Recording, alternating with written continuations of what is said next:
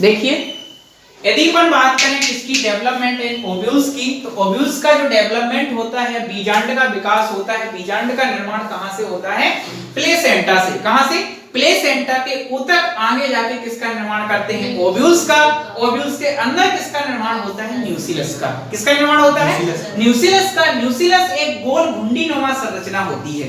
ये न्यूक्लियस के बाहरी आवरण को क्या कहा जाता है, एपिडर्मिस, जबकि इसके आंतरिक के आवरण को क्या कहा जाता है, हाइपोडर्मिस। जैसे आपने मेल पार्ट में देखा था, क्या था, एपिडर्मिस था, अंदर क्या था, एंडोडर्मिस। एंडोडर्मिस में पेरिक्लिनल डिवीजन हो रहा था, जिसके कारण प्राइमरी और पैराइटल स्पोरोजिनस सेल बन रहे थे। ऐसे ही फीमेल रिप्रोडक्टिव पार्ट में क्या होता है, बाहरी आवरण क्या होता है, जो न्यूक्लियस का बाहरी आवरण होता है, कौन होता है, एपिडर्मिस, जबकि आंतरिक आवरण कौन होता है, हाइपोडर्मिस। अब हाइपोडर्मिस की कुछ कोशिकाएं आकार में क्या हो जाती हैं, बड़ी, और किसका निर्माण करती हैं, आर्कीस्पोरियल सेल का। किसका बोलो, आर्कीस्पोरियल सेल का। ये आर्कीस्पोरियल सेल में क्या होगा, पेरिक्लिनल डिवीजन। क्या होगा, पेरिक्लिनल डिवीजन, जिसके कारण एक कोशिका दो भागों में बढ़ जाएंगी। बाहर की ओर किसका निर्माण करती है, प्राइमरी पैराइटल सेल का, जबकि अंदर की ओर किसका निर्माण करती है, प्राइमरी स्पोरोजिनस सेल का। किसका, प्राइमरी स्पोरोजिनस सेल का। ये प्राइमरी स्पोरोजिनस सेल आगे बढ़ के आगे जाके किसका निर्माण करती हैं, मेगास्पोर मदर सेल का। किसका निर्माण करती हैं, मेगास्पोर मदर सेल का। मेगास्पोर मदर सेल में क्या होगा, अर्धसूत्री विभाजन, जिसके कारण किसका निर्माण होगा, चार कोशिकाओं का, जिन्हें क्या कहा जाएगा, मेगास्पोर। ध्यान रखना, मेगास्पोर की जो गुणिता होती है वो कैसे होते हैं, हैप्लॉइड। कैसे होते हैं, हैप्लॉइड, जबकि मेगास्पोर मदर सेल कैसे होते हैं, डिप्लॉइड। यहां तक कि जितनी भी संरचनाएं थी सभी कैसी, डिप्लॉइड, बाकी यहां से कैसी हो जाएंगी, हैप्लॉइड। ध्यान रखना, ये जो चार कोशिकाएं बनी है, चार कोशिकाओं में ऊपर क्या है, चलेजा एंड, नीचे क्या है, माइक्रोपाइल एंड। ये माइक्रोपाइल एंड की तीन कोशिकाएं क्या हो जाती हैं, नष्ट। माइक्रोपाइल एंड के सिरे की और तीन कोशिकाएं क्या होती हैं, नष्ट। लेकिन अपने नष्ट होने से पहले कोशिका द्रव को किसको दे देती हैं, चलेजा एंड की ओर उपस्थित कोशिका को। चलेजा एंड, ध्यान रखना, बीजांड का आधारीय भाग भी है। अब जो चलेजा एंड की ओर कोशिका है, इनके कोशिका द्रव को ग्रहण करेगी और क्या हो जाएगी, आकार में बड़ी, जिसे क्या कहा जाएगा, एक्टिव मेगास्पोर। क्या कहा जाएगा, एक्टिव मेगास्पोर कहा जाएगा। एक्टिव मेगास्पोर में क्या होगा, एक होगा समसूत्री विभाजन। क्या होगा, समसूत्री विभाजन, जिसके कारण एक केंद्रक कितने केंद्रकों में बढ़ जाएगा, दो। लेकिन ध्यान रखना है, कोशिका द्रव का विभाजन नहीं होता, सिर्फ और सिर्फ क्या होता है, केंद्रक का विभाजन होता है, या कैरियोकाइनेसिस होता है, साइटोकाइनेसिस नहीं होता। अब कैरियोकाइनेसिस के दौरान एक दो विभाजन और लगातार होंगे, जिसके कारण कितने, चार केंद्रक ऊपर और चार केंद्रक नीचे बन जाएंगे। इन चारों केंद्रकों में से ध्यान रखना, एक चलेजा एंड की ओर का, एक माइक्रोपाइल एंड की ओर का, एक एक केंद्रक कहां आएंगे, केंद्र की ओर आएंगे। ये दोनों केंद्रक कहां की ओर बढ़ेंगे, केंद्र की ओर। ये दोनों केंद्रक केंद्र की ओर आके निर्माण किसका कर देते हैं, पोलर न्यूक्लियस का। कैसा, पोलर न्यूक्लियस। ध्यान रखना, पोलर न्यूक्लियस पहले n+n अवस्था में होते हैं। इसके बाद जैसे ही फर्टिलाइजेशन होने वाला होता है, फर्टिलाइजेशन के पहले ये फ्यूज हो जाते हैं और कैसा, किसका बना देते हैं, 2n। क्या बना देते हैं, 2n। अब क्या होगा, जो तीन ऊपर कहां पर चलेजा एंड की ओर और तीन कहां पर, माइक्रोपाइल एंड की ओर केंद्रक थे। अब यहां पर कोशिका भित्ति का निर्माण होगा और कोशिकाओं का निर्माण होने लगेगा।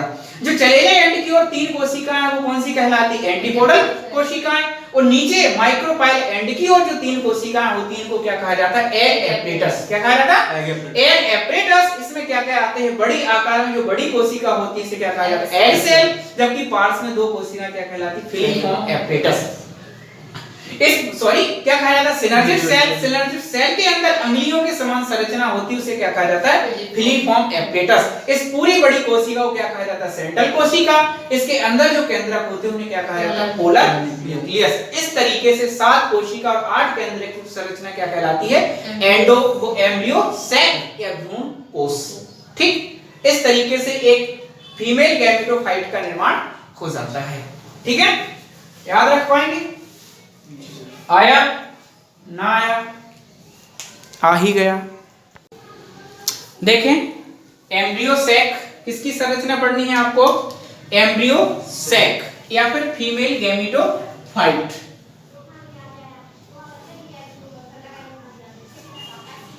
क्या पढ़ना है, एम्ब्रियो सैक या फीमेल गैमेटोफाइट।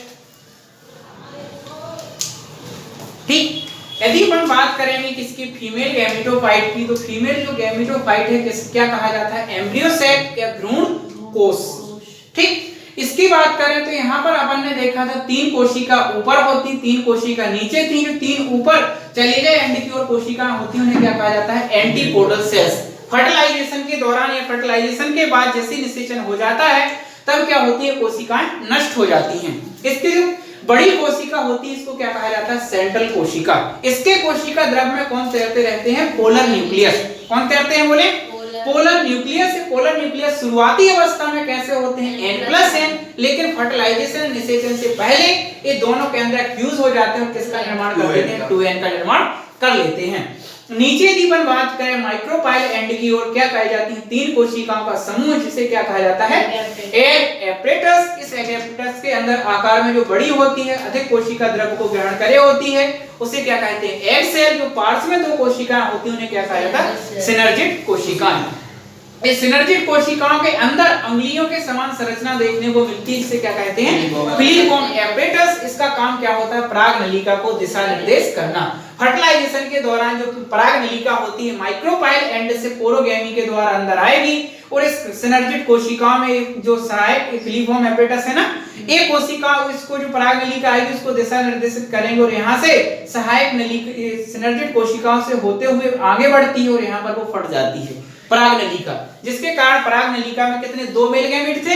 ये दोनों मेल गैमीट्स क्या हो जाते हैं, रिलीज हो जाएंगे। तो एक मेल गैमीट्स किससे फ्यूज होता है, एग सेल से, और एक दूसरा जो गैमीट होता है वो किससे फ्यूज होता है, पोलर न्यूक्लियस से।